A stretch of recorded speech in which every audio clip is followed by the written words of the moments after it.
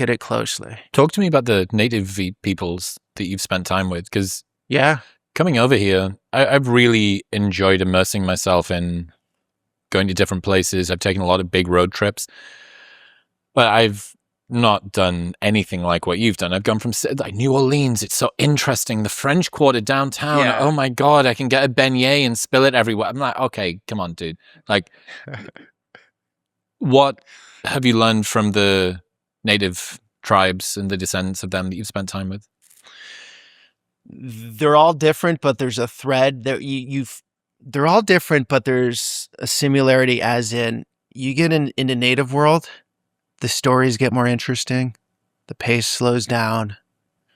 You get a bit away from the capitalistic drum of the Western world. That would be my initial feeling.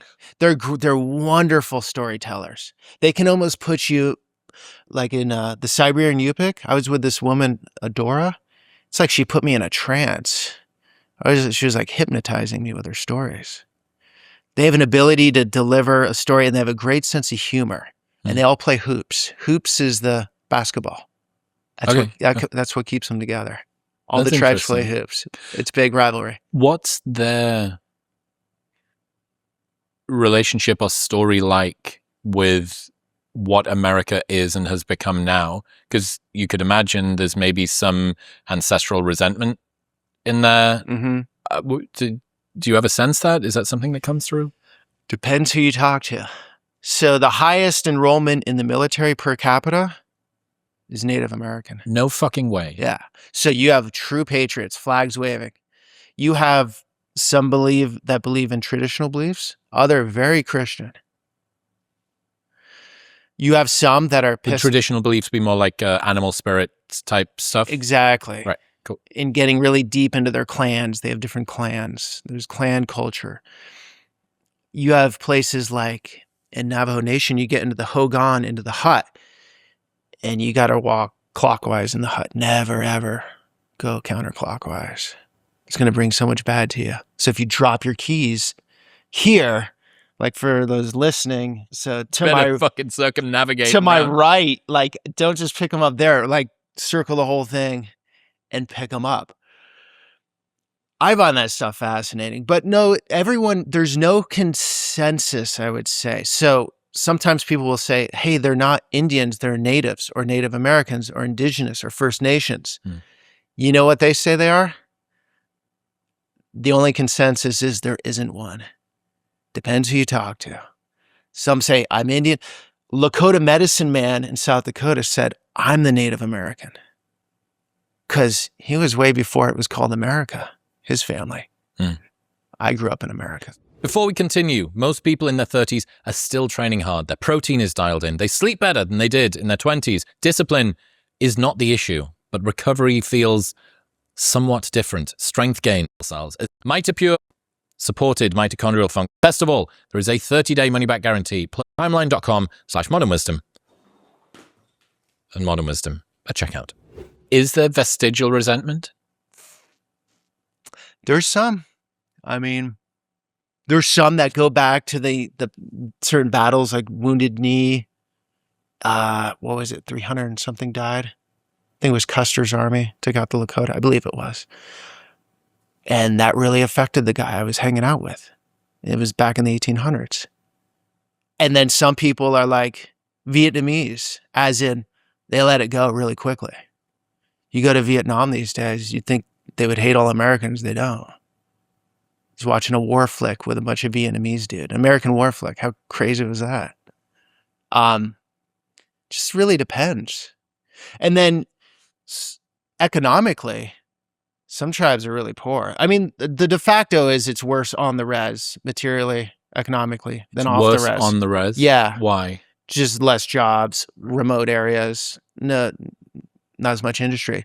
But then some reses, it's wealthy as all could be. Great gambling. You go to the Seminoles in South Florida, they own the Hard Rock brand worldwide. I think they paid $800 million for it back in the day. Hang on. Yeah. Hang on. The Hard Rock brand worldwide is owned by the Seminoles, by some indigenous Native American descendant people in 100%. And their tribe, I believe, don't quote me on this, it's roughly 4,500 people. They started in Indian gaming. They have agricultural operations. I believe gas and oil operations, Hard Rock Cafe. So these They're guys are just hardcore entrepreneurs. Hardcore entrepreneurs. And, you know, when I get into these communities, I always want people on my videos to want to be on my videos. I don't want to just show up on a camera and put a camera in someone's face if they don't want it. A tribal council member, I put on my Insta, I said, I want to get a Seminole story. I know it was very difficult to get with them. And tribal council member reached out, said, I'm a council member. I can show you. She watched my content. So I went there. We're talking gates. We're talking background checks with IDs and everything. I'm in the nerve center, the offices. Well, you went to the Pentagon of the indigenous people. Totally. Right. And I'm like, this is the most by the book thing I've ever done with video making. I'm like totally official here. I actually feel like press. Yeah, I've got credentials. Yeah, it's like I'm doing all the right things.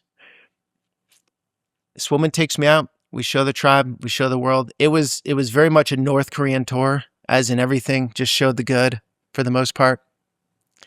And I got a call from their attorney right after that thing posted. They wanted that down immediately. He said something along the lines of, are you familiar with the case we just closed with Wells Fargo? I believe, I forget how much they won. It was like something like 800 million or something. And I'm like, no, but congratulations on that. He's like, well, we're going to need that video. That's a little bit of a flex. It's the equivalent of North Korea showing their ballistic missiles on a parade. Total flex. Yeah. And my law team wasn't going to fight with theirs because, you know, I have one person that I can call that's not going to deal with those. And they've got resources. machetes.